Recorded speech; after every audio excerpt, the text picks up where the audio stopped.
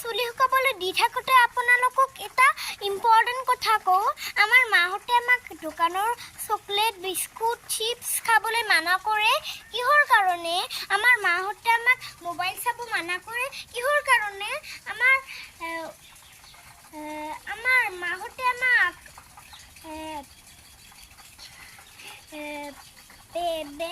বেয়া কাম কৰিব নিদিয়ে। কিহৰ কাৰণে?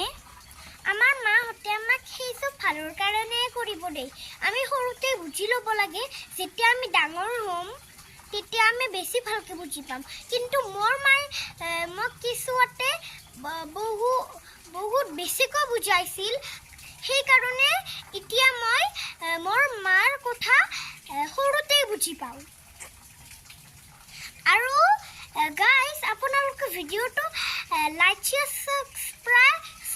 ছাবস্ক্ৰাইব আৰু লাইক শ্বেয়াৰ ছাবস্ক্ৰাইব আৰু শ্বেয়াৰ কৰিব নাপাহৰিব।